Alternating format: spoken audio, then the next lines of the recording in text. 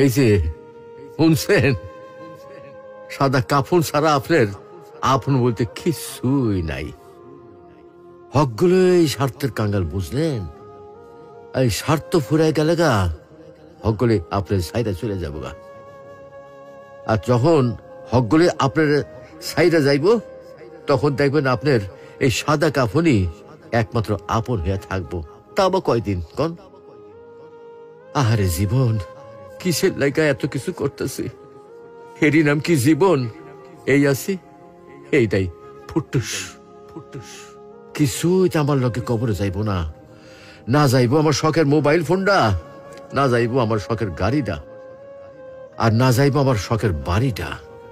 কিছুই সাথে যাইব না।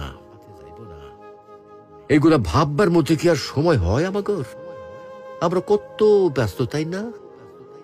আহারে জীবন, আসুন সময় থাকতে ইমানের পরিচর্যা করি, পরকালের পাথেয় গুছাই, পরকালের কথা ভাবি।